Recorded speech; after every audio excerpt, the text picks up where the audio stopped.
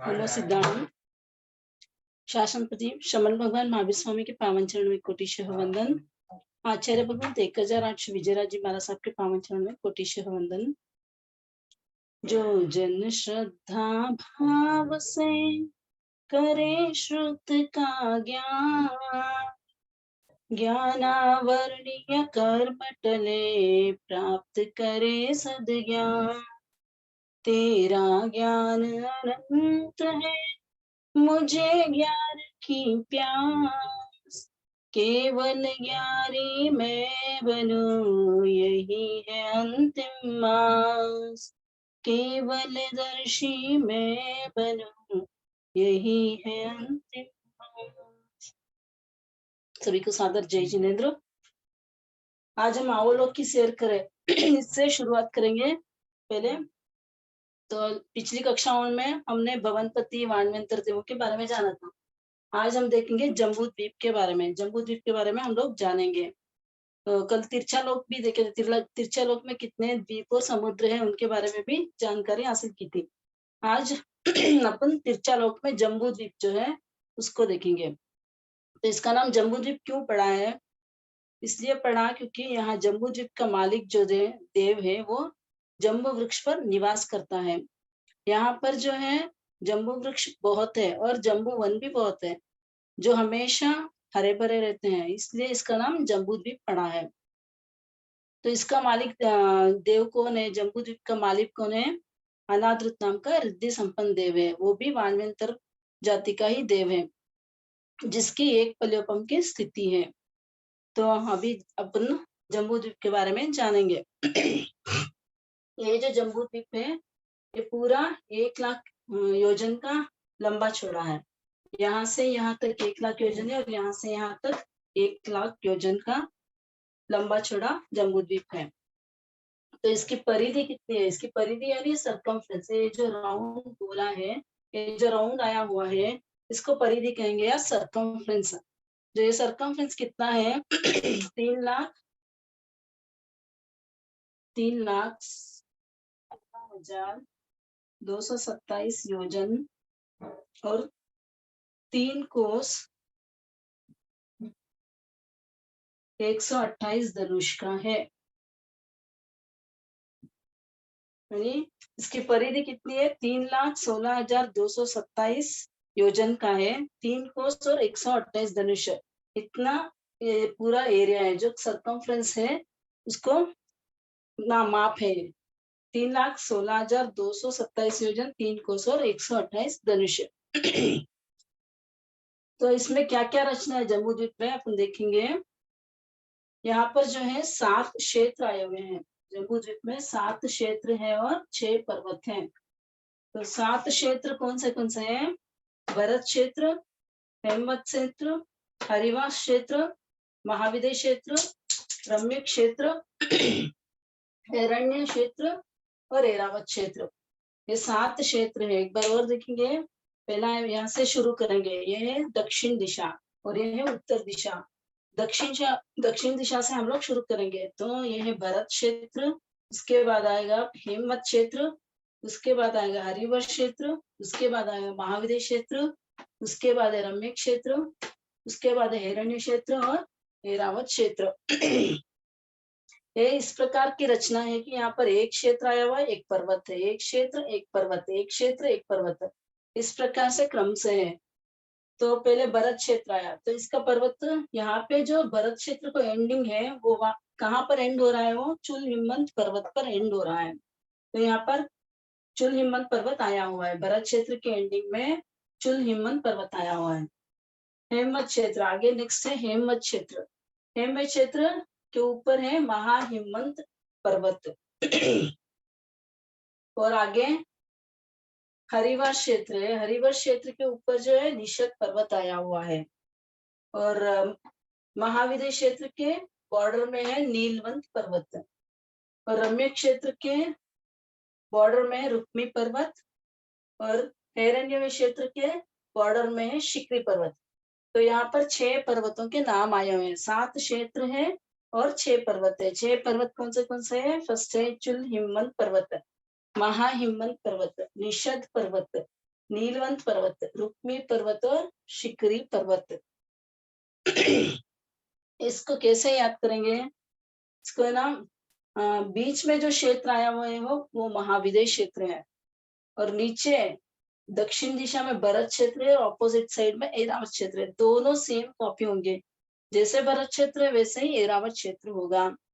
और यहाँ पे जो है हेमवंत क्षेत्र, इसकी सेम टू कॉपी होगी हिरण्यवय क्षेत्र। जैसे हेमवंत क्षेत्र है वैसे ही हिरण्य क्षेत्र होगा।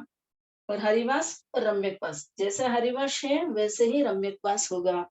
तो इजी है, यहाँ पर हेमवत है, यहाँ पर हिरण्यवत है, इस साइड हरिवश है, उस साइड रम्यकवश है। तो इजीली याद हो जाएगा। तो एक बार और रिपीट करेंगे। क्षेत्र 7 है, भरत क्षेत्र, उसके बाद आएगा हेमवत क्षेत्र, उसके बाद आएगा हरिवश क्षेत्र, उसके बाद आएगा महाविदेश क्षेत्र, उसके बाद आएगा रम्य क्षेत्र, हिरण्यवय क्षेत्र और ऐरावत क्षेत्र। और महाविदेश क्षेत्र में देवकुरु और उत्तर कुरु आए हुए हैं। देवकुरु जो है दक्षिण दिशा में है, उत्तर कुरु जो है उत्तर दिशा में है। तो ये हो गए 30 अकर्म भूमि में आ गए, महाविदेश क्षेत्र आ गया, भरत क्षेत्र आ गया, ऐरावत क्षेत्र आ गया। जो 15 कर्म भूमि है उसमें से एक भरत, एक ऐरावत और एक महाविदेश क्षेत्र, ये जम्बू द्वीप में आया हुआ है। तो ये 15 कर्म भूमि में से एक भरत, एक महाविदेश क्षेत्र और एक ऐरावत क्षेत्र हो गए, इसमें एक एक आ गए। और जो 30 अकर्म भूमि है वो भी यहाँ पर एक एक है, एक हेमवत है, एक हिरण्यवत है, एक हरिवश है, एक रम्यकवास है, और एक देवकुरु और उत्तर कुरु। ऐसे टोटल मिलाएंगे तो 9 क्षेत्र आएंगे। जम्बू द्वीप में टोटल मिलाएंगे तो 9 क्षेत्र आएंगे, देवकुरु और उत्तर कुरु भी मिला ले तो 9 क्षेत्र आएंगे। तो भरत क्षेत्र का जो यहाँ उसके ऊपर जाएगा चुल हिमवंत पर्वत है। ऐसा 6 पर्वत है। ये पर्वत जो है इन क्षेत्र को डिवाइड कर रहा है, किसके बाद कौन सा क्षेत्र आएगा। तो चुल हिमवंत पर्वत इसका बॉर्डर हो गया। चुल हिमवंत पर्वत, बाद में आएगा महाहिमवंत पर्वत, उसके बाद है निषद पर्वत, उसके बाद आएगा नीलवंत पर्वत, उसके बाद आएगा रुक्मी पर्वत, और उसके ऊपर है शिखरी पर्वत। अब यहाँ पर जो है ये द्रहा है। द्रहा यानी यहाँ पर जो छोटे पहाड़ है, पहाड़ के ऊपर से 3 नदियां निकलती है। ये पहला द्रह जो है पद्मद्रहा है। ये पद्मद्रहा से 3 नदियां निकलेगी। यहाँ से जो ये गंगा नदी है, इस साइड से जो निकल रही है सिंधु नदी है, और ऊपर जो निकल रही है वो रोहित तांशा नदी है। तो इसमें से 3 नदियां निकल रही है, गंगा नदी, सिंधु नदी और रोहित तांशा नदी। आगे महाहिमवंत पर्वत पर महापद्मद्रह है। ये महापद्मद्रह से 2 नदियां निकलेगी। 2 नदियां कौन सी है? रोहिता नदी और हरिकांता नदी। नीचे की साइड जो है रोहिता नदी है, ऊपर की साइड जो निकल रही है वो हरिकांता नदी है। तो पहला हो गया पद्मद्रहा, इससे 3 नदियां निकलेंगी। दूसरा है महापद्मद्रहा, इससे 2 नदियां निकलेंगी। वो कौन सी है? रोहिता और हरिकांता। आगे है तिग्गिच्छद्रहा, इससे 2 नदियां निकलेंगी, हरी सलीला नदी और सीतोदा नदी। इससे 2 नदियां निकल रही है, हरी सलीला नदी और सीतोदा नदी। बाद में ऊपर है केशरी द्रहा, इससे भी 2 नदियां निकलेंगी, एक है सीता नदी और नारीकांता नदी। आगे है महापुंडरिक द्रहा, इसमें से 2 नदियां निकलेगी, नीचे की साइड नरकांता नदी, ऊपर की साइड टुप्यकुला नदी। और ऐरावत क्षेत्र में यहाँ पर पुंडरिक द्रहा है, यहाँ से 3 नदियां निकलेगी, सुवर्णकुला नदी, रक्तावती और रक्ता नदी। ये 3 नदियां पुंडरिक द्रह से निकल रही हैं। तो भरत क्षेत्र में जो पद्म द्रह है वहां से 3 नदियां निकलेगी। ऐरावत क्षेत्र में भी पुंडरिक द्रह से 3 नदियां निकल रही है, रक्तवती, रक्ता और सुवर्णकुला नदी निकल रही है। बाकी की सभी द्रह में से 2-2 नदियां निकलेंगी। द्रह कितने हैं? 1 2 3 4 5 6 द्रह है यहाँ पर। तो पद्मद्रह से 3 नदियां, महापद्मद्रह से 2 नदियां, तिग्गिच्छद्रह से 2 नदियां, केशरी द्रह से 2 नदियां, महापुंडरिक द्रह से 2 नदियां निकलेंगी, और पुंडरिक द्रह से 3 नदियां निकलेगी। भरत क्षेत्र में 3 नदियां निकलेगी, ऐरावत क्षेत्र में 3 नदियां निकलेगी, बाकी सब द्रह से 2-2 नदियां निकलेंगी। तो ये हो गया नदियों के बारे में, और पर्वत और क्षेत्र के बारे में हो गया। अब इसमें जो नदियां हैं इनका परिवार ये जो नदियां हैं कहाँ कहाँ पर आई हुई है? भरत क्षेत्र में 2 नदियां, सिंधु नदी और गंगा नदी आई हुई है। हेमवत क्षेत्र में रोहितांशा नदी और रोहिता नदी है। और हरिवत क्षेत्र में जो है हरिकांता नदी और हरी सलीला, हरी हरी हरी आया हुआ है यहाँ पे, तो इजीली याद रख सकते हैं। हरिवत क्षेत्र में हरिकांता नदी, हरी सलीला नदी। और महाविद्य क्षेत्र में सीता नदी और सीतोदा नदी। रम्य क्षेत्र में नरकांता नदी और नारीकांता नदी। क्षेत्र में सुवर्णकुला नदी और रुप्यकुला नदी। और ऐरावत क्षेत्र में रक्तवती और रक्ता नदी। तो अभी एक बार और देखेंगे कौन से क्षेत्र में कौन सी नदियां आए हुए हैं। भरत क्षेत्र में कौन सी नदियां हैं? 2 नदियां हैं, गंगा और सिंधु। हेमवत क्षेत्र में 2 नदियां हैं, रोहिता और रोहितांशा। और हरिवत क्षेत्र में 2 नदियां हैं, हरी सलीला नदी और हरिकांता नदी। महाविद्य क्षेत्र में 2 नदियां हैं, सीता नदी और सीतोदा नदी। और रम्य क्षेत्र में 2 है, नरकांता और नारीकांता। हिरण्य क्षेत्र में सुवर्णकुला और रुप्यकुला। और ऐरावत क्षेत्र में रक्ता और रक्तवती 2 नदियां आई हुई है। कोई है क्या? कुछ डाउट्स है इसमें से? कुछ पूछना है तो? नहीं तो आगे चलते हैं फिर। अब देखते हैं नदियों का परिवार कितना कितना है। तो गंगा सिंधु नदी, रक्ता और रक्तवती नदी, ये दोनों, गंगा और सिंधु नदी और रक्ता और रक्तवती 4 नदियों का परिवार है। यानी प्रत्येक का 14-14 हजार नदियां हैं। गंगा नदी की 14,000 छोटी नदियां हैं। सिंधु नदी की छोटी 14,000 नदियां हैं। इनका परिवार कितना है? 14,000 नदियों का परिवार है। तो एक एक के 14,000 है। गंगा नदी की 14,000 और सिंधु नदी के 14,000, रक्ता और रक्तवती के 14,000 तो कितने टोटल? 56,000 नदियां हुई। नदियों का परिवार हुआ इनका। फिर है रोहितांशा, रोहिता, रुप्यकुला और सुवर्णकुला। इनके 28,000 का परिवार है। डबल कर देना। पहले जो था इनका गंगा और सिंधु नदी का 14,000 था, यहाँ पर डबल हो जाएगा। रोहिता रोहितांशा का और रुप्यकुला सुवर्णकुला इनका डबल हो जाएगा। तो 14 का डबल कितना है? 28,000। तो एक एक का 28,000 हुआ, तो 28 इंटू 4 कितना होगा? 1,12,000। तो इन 4 नदियों के टोटल इनका परिवार कितना है? 1,12,000 नदियों का परिवार है। आगे आएगा हरिकांता और हरी सलीला नदी, नारीकांता और नरकांता नदी। इनके 56,000। यहाँ पर कितने थे? 14,000। इनके 14,000 थे, 28,000 थे, अभी 56,000 आएंगे। 56,000 नदियों का परिवार है नरकांता, नारीकांता, हरिकांता और हरी सलीला का। तो 56,000, एक एक नदियों का परिवार 56,000 का है। तो 56,000 इंटू 4 कितना होगा? 2,24,000 नदियां इनकी टोटल हुई। अब हम बीच में जो है सीतोदा और सीता नदी, इनका परिवार कितना है? इनका परिवार है 5,32,000। प्रत्येक सीता नदी का परिवार 5,32,000 है और इनका भी 5,32,000 है। सीतोदा नदी का भी 5,32,000 है। टोटल 5,32,000 इंटू 2 तो 10,64,000 हुए। तो इनका कुल परिवार ना, महानदियों का कुल परिवार टोटल 14,56,000 है। कुल नदियां, कुल परिवार, नदियों का परिवार।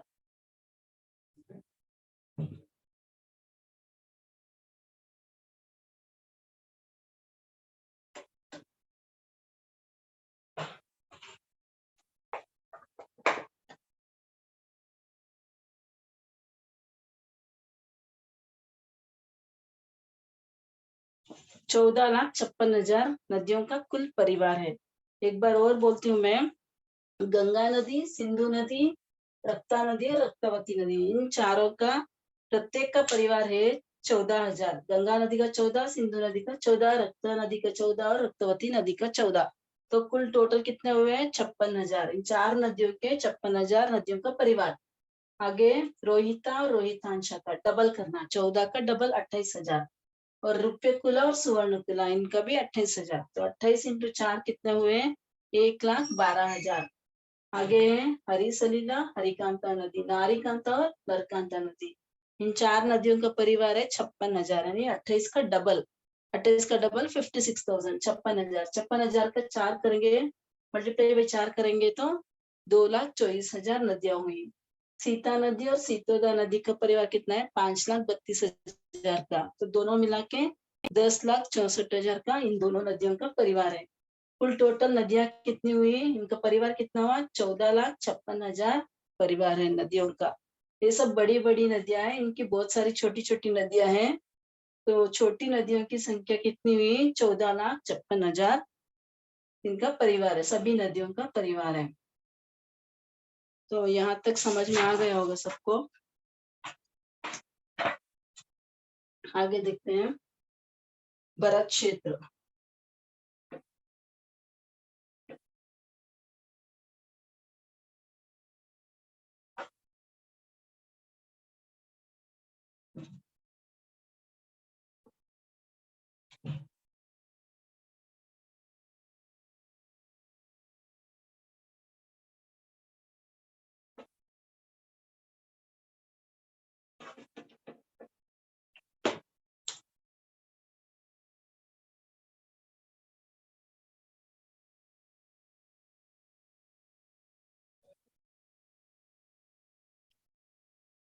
ये जो भरत क्षेत्र है, ये अर्ध चंद्राकार से के आकार वाला है।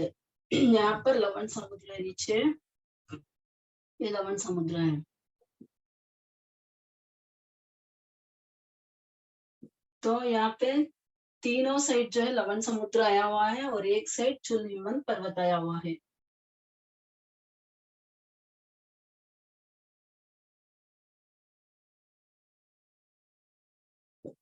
और यहाँ पर पद्मद्रोह,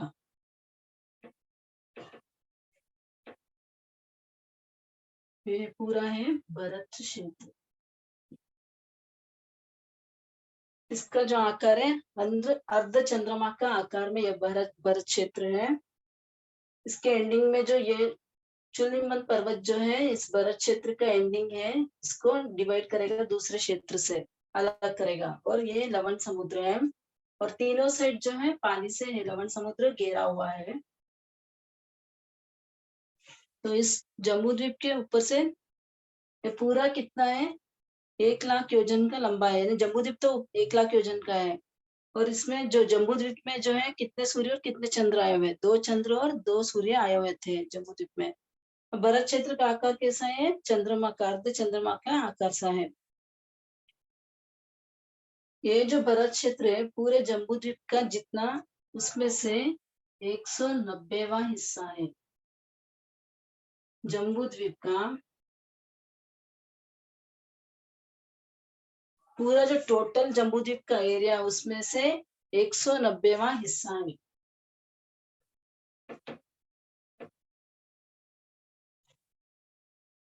इसके 2 विभाग हैं। भरत क्षेत्र के यहाँ पर बीच में जो है वैताड़ी पर्वत आया हुआ है। भरत क्षेत्र के बीच में जो है वैताड़ी पर्वत है। इस वैताड़ी पर्वत के आ जाने से भरत क्षेत्र के 2 विभाग हो गए, दक्षिणार्ध और उत्तरार्ध। ये दक्षिणार्ध है, दक्षिणार्ध, ये साउथ और ये नॉर्थ है।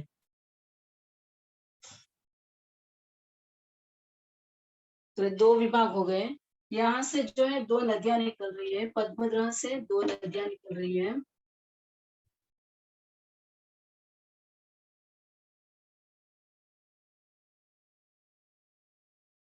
ये जो नदियां है यहाँ से आते हुए वेताड़ी पर्वत के नीचे से निकल जाती है।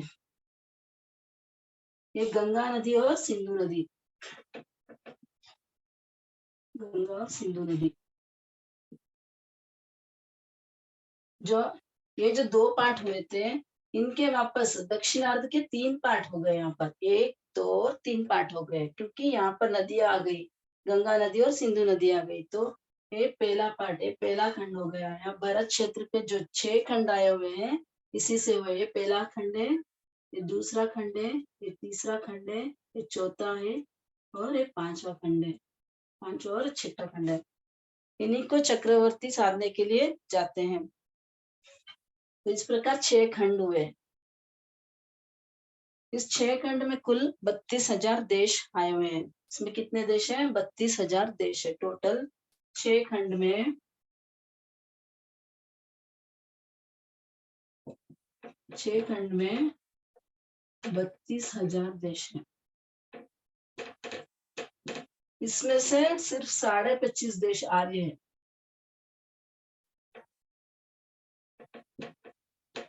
25.5 देश जो है वो आर्य देश है। आर्य यानी जहां पर धर्म आराधना होती है उसे आर्य क्षेत्र कहेंगे।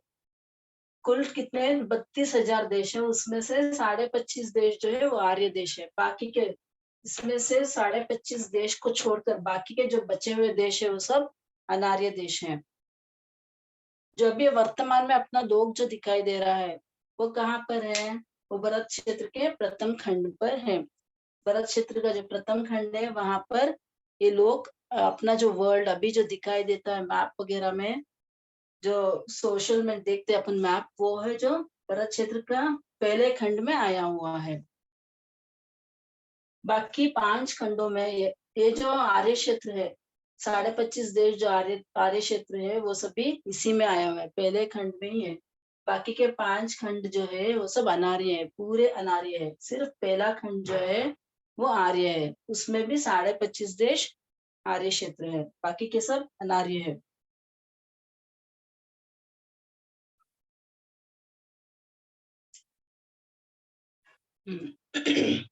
यहाँ पर क्षेत्र का परिवर्तन होता रहता है, काल का परिवर्तन होता रहता है, तो यहाँ पर अवसर्पिणी काल और उत्सर्पिणी काल का काल चक्र भी चलता रहता है। ये हो गया भरत क्षेत्र के बारे में। इससे आगे नेक्स्ट क्लास में देखेंगे अपन।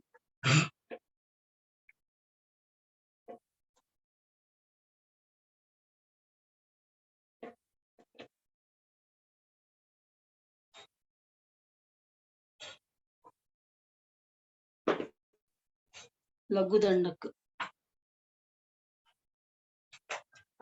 लघु दंडक में पिछली कक्षा में हमने 7वां द्वार देखा था, लेशिया द्वार और आर्य द्वार, इन 2 द्वारों के बारे में जाना था। तो यहाँ पर जो कर्मभूमिज मनुष्य सन्नी मनुष्य थे वहां पर 6 अलेशा पाई जाती है और अलेशी भी होते हैं। कर्मभूमिज मनुष्य जो है वो अलेशी भी होते हैं। लेशी कब होते हैं? 14वें गुणस्थान में अलेशी होते हैं। और इंद्रिय द्वार में कर्मभूमिज मनुष्य जो है वो अनिंद्रिय भी होते हैं। अनिंद्रिय कौन से गुणस्थान में होंगे? 13वें गुणस्थान में अनिंद्रिय होंगे। अलेशी कब होंगे? 14 गुणस्थान में होंगे। और अनिंद्रिय कब होंगे? 13वें और 14 गुणस्थान में अनिंद्रिय भी होते हैं। सिद्ध भगवान भी अनिंद्रिय होते हैं। अभी 9वां द्वार देखेंगे।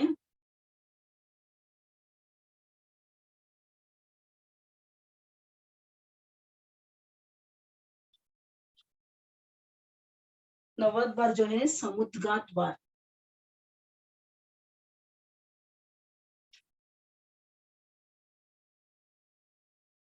समुद्गात द्वार, समुद्गात में 3 शब्द आए हुए हैं, सम प्लस उद्गात, उद प्लस गात।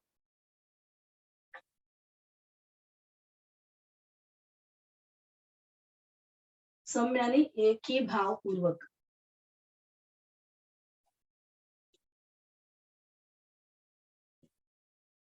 उद यानी प्रबलता से,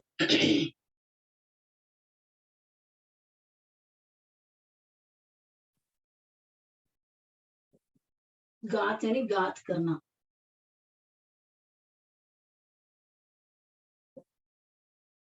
समुद्गात में 3 शब्द आए हुए हैं, सम प्लस उद प्लस गात। सम का सम का अर्थ क्या है? एक ही भाव पूर्वक, उद यानी प्रबलता से, गात यानी घात करना, अर्थात एकता पूर्वक प्रबलता से गात करना, उसे समुद्गात कहते हैं। वेदना आदि के साथ तन्मय होकर मूल शरीर को छोड़े बिना प्रबलता से आत्म प्रदेशों का शरीर अवगाना से बाहर बाहर निकलकर असाता वेदना आदि कर्मों का नाश करना समुद्गात कहलाता है। यानी समुद्गात कुछ आत्म प्रदेशों को बाहर निकालकर असाता वेदना आदि कर्मों का नाश करना, उसे समुद्गात कहते हैं। यानी कालांतर में इसमें उदीर्णा भी होती है। कालांतर में जो उदय में आने वाले कर्म होते हैं उसको पहले ही खींच कर लाकर जो उदय में जो अभी कर्म चल रहे हैं उसके साथ में भोग लेना, उदीर्णा भी होती है, उसे उदीर्णा कहते हैं और उसको भी समुद्गत भी कहते हैं, यानी कर्मों का नाश करना होता है उसमें, उसे समुद्गत भी कहते हैं। तो ये समुद्गत कितने हैं? 7 समुद्गत हैं। समुद्गत 7 प्रकार के हैं। पहला है वेदनीय, वेदनीय समुद्गत।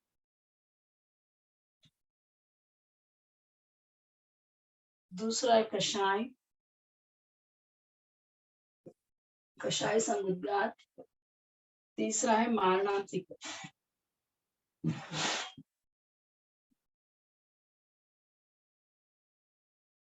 चौथा है वैक्रिय समुद्गत। पांचवा है तेजस समुद्गत। छठा है आहारक समुद्गत।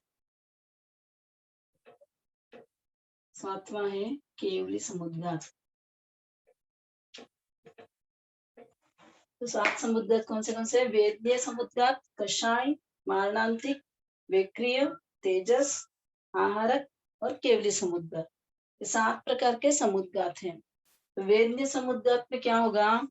असाता वेदनीय कर्म के कारण आत्मा प्रदेशों में स्पंदन होता है, कुछ ना वाइब्रेशंस होता है, आत्मा प्रदेशों में वाइब्रेशंस होता है, उससे ना आत्मा प्रदेश शरीर को छोड़े बिना आत्मा प्रदेश, थोड़े आत्मा प्रदेश बाहर निकल जाते हैं, उसे वेदनीय समुद्गत कहते हैं। इसके द्वारा असाता वेदनीय कर्म का नाश होता है और साता वेदनीय कर्म का समुद्गत नहीं होता। यहाँ पर वेदनीय समुद्गत में सिर्फ असाता वेदनीय का ही समुद्गत किया जाता है, साता वेदनीय का समुद्गत नहीं होता है। दूसरा समुद्गत है कषाय समुद्गत। तो कषाय समुद्गत में कषाय कितने प्रकार की है? 4 प्रकार की है, क्रोध, मान, माया, लोभ। ये किसकी प्रकृति है? कषाय किस में आएंगे? कौन सी कर्म की प्रकृति में आएंगे? मोहनीय कर्म की प्रकृति में आएंगे। तो यहाँ पर जो है वेदनीय कर्म का नाश कर रहा है। वेदनीय कर्म में वेदनीय कर्म का नाश करेगा, यहाँ पर मोहनीय कर्म को क्षीण करेगा। जब भी तीव्र कषाय का उदय हो तो आत्मा प्रदेशों में स्पंदन होता है, यानी आत्मा प्रदेश शरीर अवगाना से बाहर आ जाते हैं, तो उसको कषाय समुद्गत कहते हैं। इसमें इसके उदय से मोहनीय कर्म का नाश होता है। तीसरा है मारणांतिक समुद्गत। मृत्यु से अंतर्मुहूर्त पूर्व उत्पत्ति के स्थान तक लंबा चौड़ा आत्म प्रदेशों का दंड निकालना मारणांतिक समुद्गत कहलाता है। मृत्यु से अंतर्मुहूर्त के पहले अपने आत्म प्रदेश बाहर निकलते हैं, उसे मारणांतिक समुद्गत कहते हैं। इस समुद्गत में आयुष कर्म की प्रबुद्ध प्रदेशों की क्षपना होती है। यहाँ पर आयुष कर्मों का नाश होता है।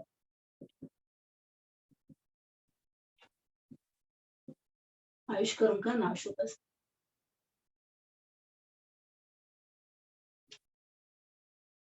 चौथा है वैक्रिय समुद्गत। जब कोई जीव वैक्रिय शरीर बनाता है तो वैक्रिय पुद्गलों को ग्रहण करता है। उन वैक्रिय पुद्गलों को ग्रहण करने के लिए कुछ आत्म प्रदेश बाहर निकलते हैं, अपने शरीर से बाहर निकलकर वैक्रिय पुद्गलों को ग्रहण करना वैक्रिय समुद्गत कहलाता है। इसमें जो है संख्यात योजन तक का लंबाई और मोटाई और चौड़ाई के शरीर प्रमाण दंड निकालता है।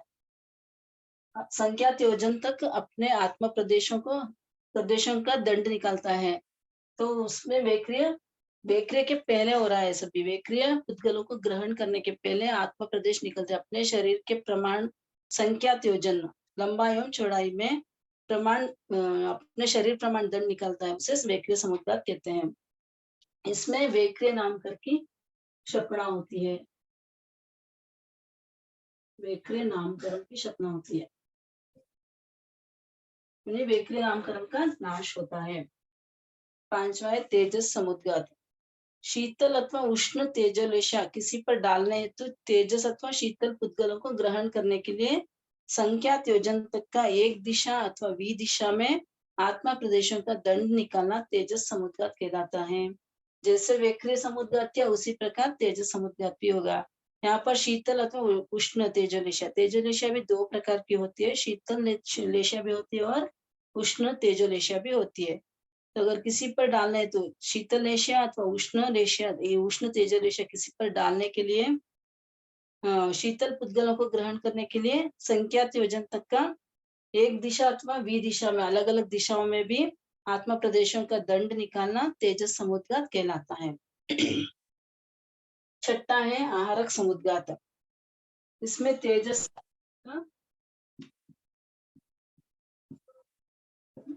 नामकरण का शपना होती है, यानी शपना यानी नाश होता है।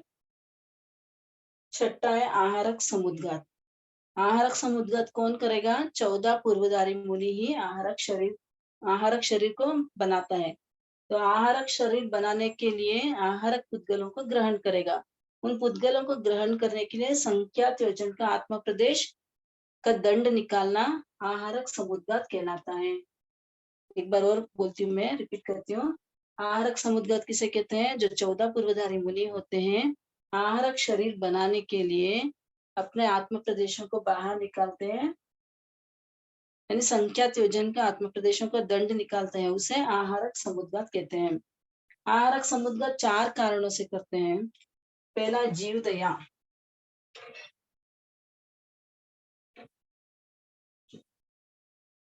दूसरा है रिद्धि दर्शन के लिए, तीर्थंकरों की रिद्धि दर्शन के लिए आहारक शरीर बनाते हैं। तीसरा है ज्ञान ग्रहण के लिए, नया ज्ञान सीखने के लिए। चौथा है संशय निवारण करने के लिए।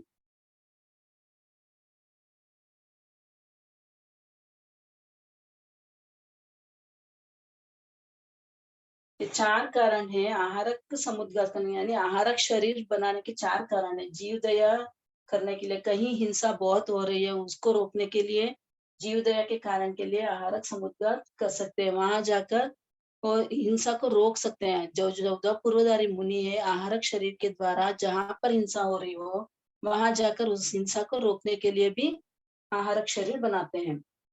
दूसरा है ऋद्धिक दर्शन देखने के लिए, तीर्थंकर भगवंत आदि की रिद्धि का दर्शन करने के लिए भी आहारक शरीर बनाते हैं।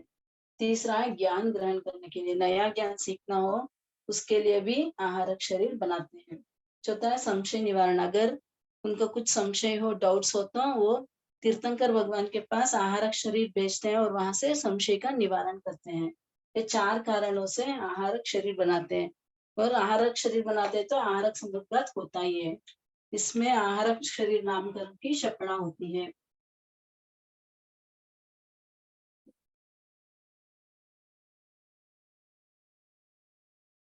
आहारक नामकरण की शपना यानी नाश होता है। 7वां है केवली समुद्गत। वेदनी आदि कर्मों को खपाने के लिए 4 समय में आत्म प्रदेशों को समग्र लोक में फैला देना एवं 4 समय में पुनः संकुचित करके शरीरस्थ हो जाना समुद्गत कहलाता है। केवली समुद्गत में 4 समय में, यानी वेद्य कर्म आयुष्य कर्म थोड़ा है, वेद्य कर्म, गोत्र कर्म और नाम कर्म ये ज्यादा है। तो इनको इक्वल करना है, आयुष्य कर्म के इक्वल इनको भी करना है। वेद्य कर्म और नाम कर्म और गोत्र कर्म, इन तीनों कर्मों को आयुष्य के समान करना है। तो उस समय आयुष्य के समान करने के लिए वो केवली समुद्गत करते हैं। केवली समुद्गत के समय वेदनी आदि कर्मों को खपाने के लिए 4 समय में आत्म प्रदेशों को पूरे लोक में फैला देते हैं और 4 समय में वापस उसको संकुचित कर देते हैं, उसे केवली समुद्गत कहते हैं।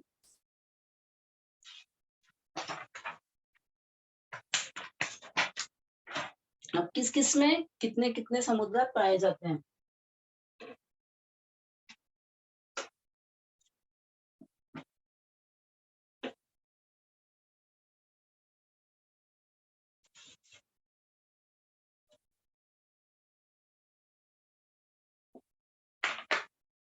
पहले नारकियों में,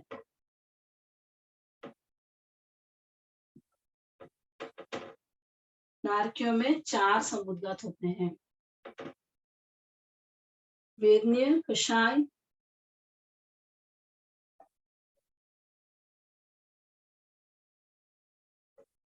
मारणांतिक,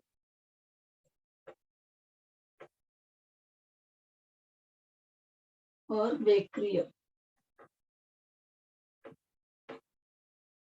ये जो वेदनीय कषाय मारणांतिक ये 3 समुद्गत है, सभी जीवों में पाया जाता है। वेदनीय कषाय और मारणांतिक सभी संसारी जीवों में ये 3 तो कंपल्सरी मिलेंगे, वेदनीय कषाय और मारणांतिक। ये करने की शक्ति तो होती है, लेकिन सभी करेंगे ही ये जरूरी नहीं है। सब में भी ये पाया जाता है। वेदनीय समुद्गत कर सकते हैं, कषाय समुद्गत कर सकते हैं और मारणांतिक समुद्गत भी कर सकते हैं, लेकिन सभी करेंगे ही ये जरूरी नहीं है। कोई करेगा और कोई नहीं भी करेगा। तो नारकियों में वेदनीय शरीर है तो वो वेदनीय समुद्गत भी करेगा। तो अनार्कियों में कितने समुद्गत है? 4 समुद्गत है। वेदनीय, कषाय, मारणांतिक और वेदनीय।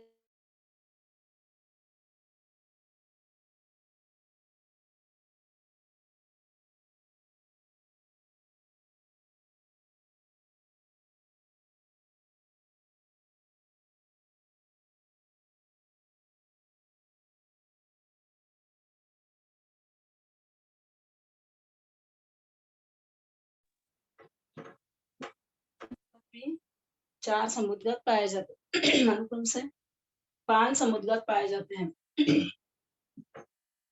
ऊपर के जो 4 कहे हुए हैं, वेदनीय, कषाय, मारणांतिक और वेक्रिय।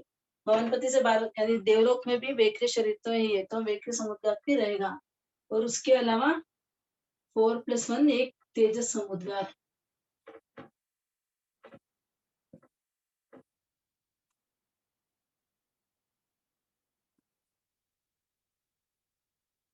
तो भवनपति से 12वें देवलोक तक 5 समुद्गत पाए जाते हैं।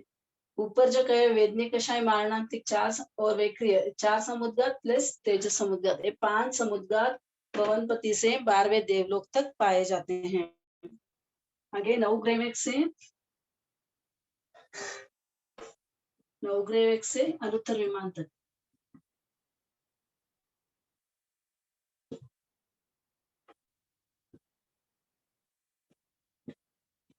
इनमें वेक्रिय करने की शक्ति 5 समुद्गत की शक्ति तो होती है, लेकिन करते 3 ही है,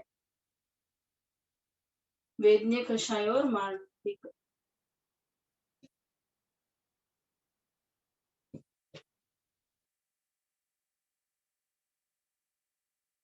शक्ति तो 5 की है, तो 5 भी कर सकते हैं, लेकिन करते सिर्फ 3 ही है, वेदनीय, कषाय और मारणांतिक। वेक्रिय समुद्गत भी नहीं करेंगे और तेजस समुद्गत भी नहीं करते। ऊपर के जो देवलोक यानी नवग्रह और अनुत्तर विमान के जो देवता हैं, वो सिर्फ वेदनीय, कषाय और मारणांतिक 3 ही समुद्गत करते हैं। उनमें शक्ति तो होती है 5 समुद्गत करने की। 5 समुद्गत कौन से ऊपर जो कहे वो 5 है, वेदनीय, कषाय, मारणांतिक, वेक्रिय और तेजस समुद्गत। ये 5 करने की शक्ति तो है, लेकिन करते 3 ही है, वेदनीय, कषाय और मारणांतिक। ये 3 ही समुद्गत करते हैं। 4 स्थावर में वायु का को छोड़कर बाकी 4 स्थावर में यानी पृथ्वी, अप, देव और वनस्पति, सब में भी 3 समुद्गत कंपल्सरी है। तो वेदनीय, कषाय, मारणांतिक, यहाँ पर भी 4 स्थावर में भी 3 ही समुद्गत पाए जाते हैं, वही ऊपर के वेदनीय, कषाय और मारणांतिक।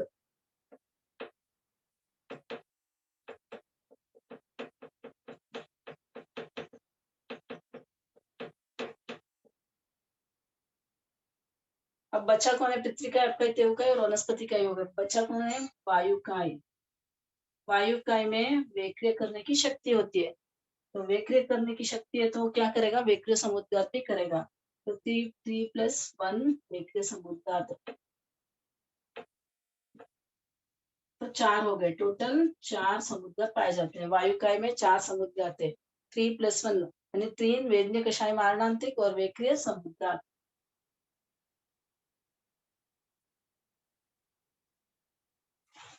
एक बार और रिपीट करती हूँ। नारकियों में 4 समुद्गत पाए जाते हैं, वेदनीय, कषाय, मारणांतिक और वेक्रिय समुद्गत। भवनपति से 12वें देवलोक तक 5 समुद्गत पाए जाते हैं, वेदनीय, कषाय, मारणांतिक, वेक्रिय और तेजस समुद्गत। नवग्रह से अनुत्तर विमान तक शक्ति से तो 5 पाए जाते हैं, लेकिन करते 3 ही है, वेदनीय, कषाय और मारणांतिक। 4 स्थावर में 3 पाए जाते हैं। 4 स्थावर कौन से? पृथ्वी का है, अपका, देव का है और वनस्पति का है। इन 4 स्थावरों में 3 समुद्घात पाए जाते हैं। कौन से वेदनीय, कषाय और मारणांतिक। वायुकाय में वेक्रिय करने की शक्ति होती है, इसलिए यहाँ पर 4 समुद्घात पाए जाते हैं। ऊपर के 3 वेदनीय, कषाय, मारणांतिक और वेक्रिय समुद्घात। आगे देखिए 3 विकलेंद्रिय और असंधि तिर्यंच पंचेंद्रिय में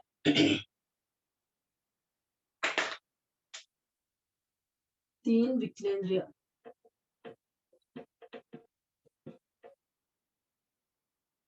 और असंधि तिर्यंच पंचेंद्रिय।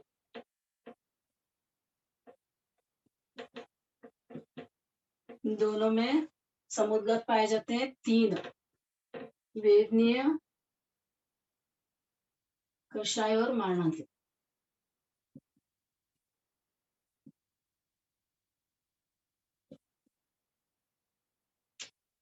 तीन विकलेंद्रिय और असंधि तिर्यंच पंचेंद्रिय में 3 समुद्घात पाए जाते हैं, वेदनीय, कषाय और मारणांतिक। संधि तिर्यंच पंचेंद्रिय में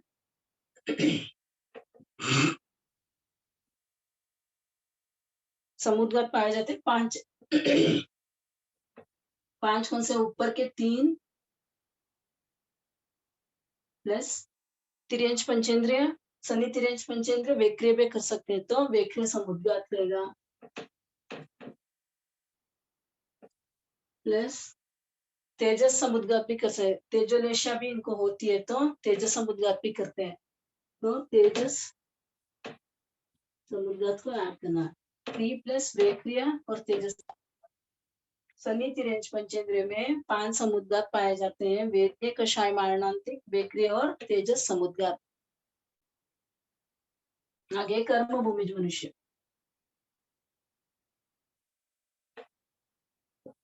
कर्म भूमिज मनुष्य में समुद्घात कितने होंगे? 7 ही समुद्घात पाए जाते हैं। जो 7 समुद्घात के नाम बताए थे पहले स्टार्टिंग में, वो 7 समुद्घात यहाँ पर मिलेंगे सभी। 7 कौन से हैं? वेदनीय, कषाय, मारणांतिक, वेक्रिय, तेजस, आहारक और केवली समुद्घात। तो सभी समुद्घात कर्मभूमिज संधि मनुष्य में पाए जाते हैं। असंधि मनुष्य और युग्लिक में, असंधि मनुष्य और युग्लिक में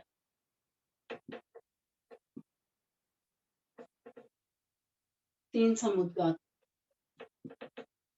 वेदनीय, कषाय, मारणांतिक।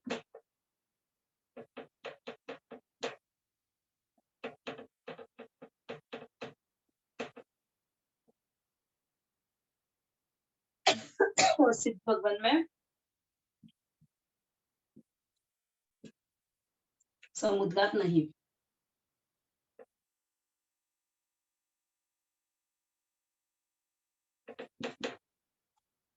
तीन विकलेंद्र और असंधि तिर्यंच पंचेंद्रिय में 3 समुद्घात पाए जाते हैं, वेदनीय, कषाय और मारणांतिक। संधि तिर्यंच पंचेंद्रिय में 5 समुद्घात पाए जाते हैं, 3 वेदनीय, कषाय, मारणांतिक, वेक्रिय और तेजस समुद्घात। और कर्म भूमिज मनुष्य में 7 समुद्घात पाए जाते हैं, सभी समुद्घात मिलते हैं। तो सभी समुद्घात किसमें पाए जाते हैं? कर्म भूमिज मनुष्य में। असंधि मनुष्य और युग्लिक में 3 समुद्घात पाए जाते हैं, वेदनीय, कषाय और मारणांतिक। सिद्ध भगवान में समुद्घात नहीं होता है। तो वेदनीय, कषाय, मारणांतिक जो है सभी जीवों में पाए जाते हैं। वो करें या नहीं करें, वो उनके जीवों पर डिपेंड होता है, वो करते हैं या नहीं करते, लेकिन पाए जाते हैं वेदनीय, कषाय और मारणांतिक। कोई करते हैं समुद्घात और कोई नहीं भी करते हैं। तो आगे नेक्स्ट बार देखेंगे।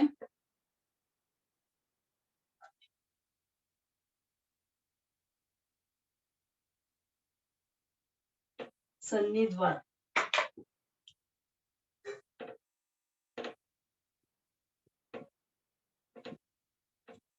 सन्नि यानी मन, सन्नि यानी मन, जिससे भूत, वर्तमान और भविष्य काल की पर्यालोचना करने की शक्तियों से सन्नि कहते हैं। जो सोच सकता है भूत के बारे में, भविष्य काल के बारे में और वर्तमान काल के बारे में जो सोचता है, उसे सन्नि कहते हैं। वो सोचेगा किससे? मन के द्वारा सोचेगा। तो सन्नि क्या है? मन।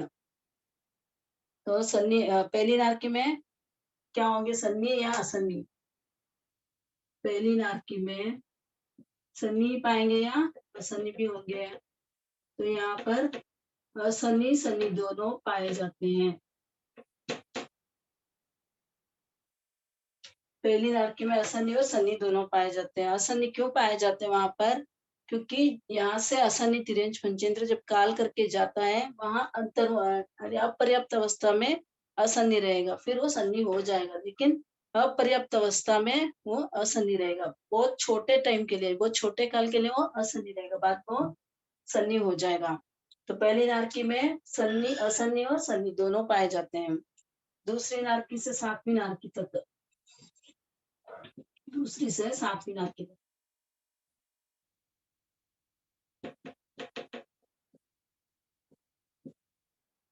सन्नी ही रहेंगे सभी, क्योंकि यहाँ पर आने वाले जो जीव है वो सन्नी ही आएंगे, सन्नी ही मरकर दूसरी नारकी से सातवीं नारकी तक आएंगे, तो वो सन्नी ही रहेंगे।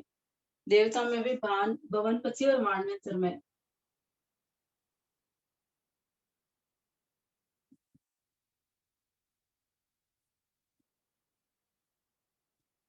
भवनपति और मानवेतर में भी असन्नी और सन्नी दोनों मिलेंगे।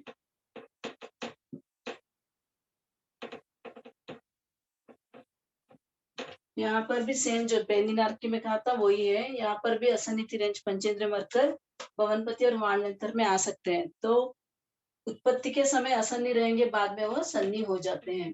तो यहाँ पर भवनपति और मानवेतर में असन्नी भी होंगे और सन्नी भी होंगे। ज्योतिषी से बाकी जो भी देवता है वो सभी सन्नी होंगे, ज्योतिषी से 5 अंतर विमान तक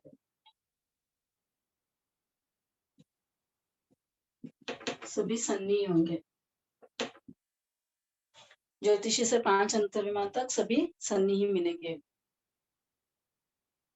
आगे 5 स्थावर और 3 विकलेंद्र असन्नी तिरंज पंचेंद्र सभी असन्नी है। 5 स्थावर, 3 विकलेंद्रिय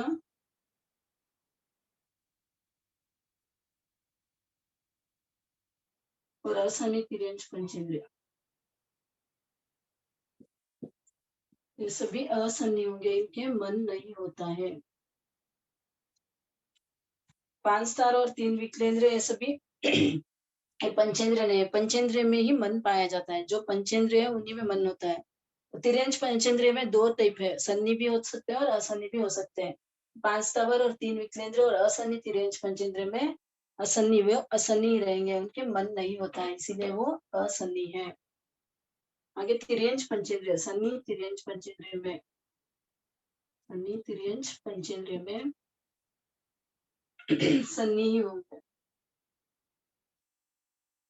सन्नी तिरंज पंचेंद्र जो है वो सन्नी होंगे। कर्मा भूमिज मनुष्य में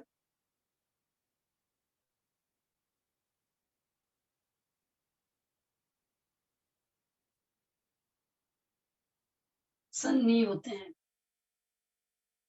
और कर्मा भूमिज मनुष्य जो है 9 सन्नी 9 असन्नी भी होते हैं। 13वें और 14वें गुण स्थान की अपेक्षा 13वें और 14वें गुण स्थान में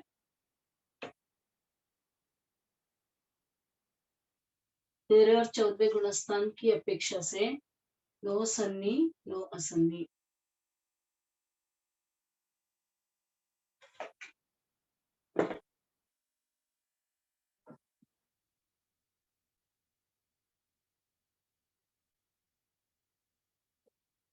यानी 9 सन्नी 9 असन्नी, यानी यहाँ पर मन तो है लेकिन मन का उपयोग नहीं करते। 13वें गुण स्थान में केवल ज्ञान होने के बाद मन तो है, लेकिन मन का उपयोग यहाँ पर करते नहीं है। केवल ज्ञान होने के बाद ना इंद्रियों का उपयोग करते हैं ना मन का उपयोग करते हैं, इसलिए उनको 9 सन्नी 9 असन्नी कहते हैं। फिर आएगा असन्नी मनुष्य में।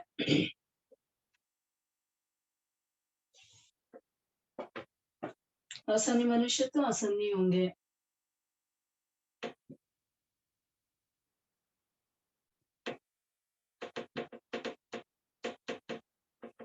असन्नी मनुष्य में असन्नी रहेंगे, युगलिक मनुष्य सन्नी होते हैं।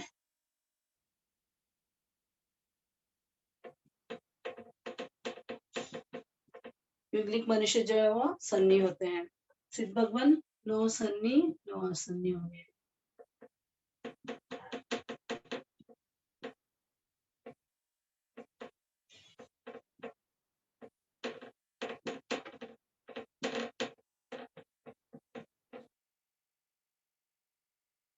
एक बार और देखेंगे। पहली नारकी में सन्नी असन्नी दोनों होंगे, दूसरी नारकी से सातवीं नारकी तक सन्नी होंगे। भवनपति वाणव्यंतर में असन्नी और सन्नी दोनों होंगे। ज्योतिषी से 5 अनुत्तर विमान तक सन्नी ही होंगे। 5 स्थावर, 3 विकलेंद्रिय, असन्नी तिर्यंच पंचेंद्रिय, ये सभी असन्नी है। सन्नी तिर्यंच पंचेंद्रिय सन्नी होते हैं। कर्मभूमिज मनुष्य, कर्मभूमिज सन्नी मनुष्य में सन्नी होंगे और असन्नी मनुष्य असन्नी है। युग्लिक मनुष्य सन्नी होंगे और कर्मभूमिज मनुष्य में जो है 13वें और 14वें गुणस्थान में नो सन्नी नो असन्नी होते हैं। सिद्ध भगवान नो असन्नी नो सन्नी होते हैं।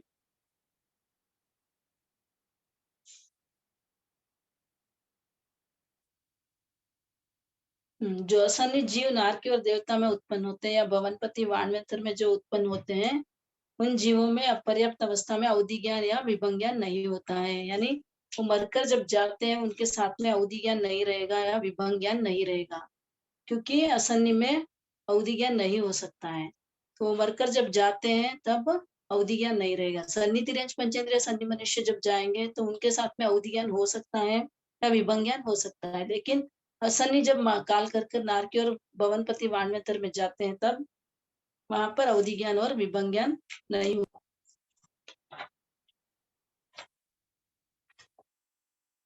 आगे है वेद द्वार।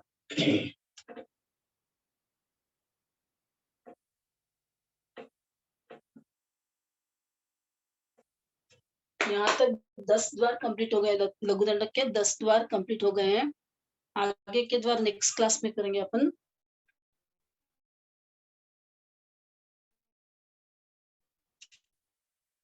गुरु भगवान तो निवेदन करने का प्रयास है, जिनवाणी के विरुद्ध कुछ भी कहने में आया तो केवल ही भगवान की साक्षी से तस्मिच्छामि ब्रह्म। सभी का आभार, सभी का धन्यवाद।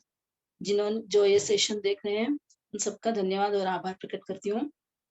एक सूत्र के द्वारा इस क्लास का अंत करेंगे। अहो गुरु सा कृपा करीने दीदिया तम ज्ञान,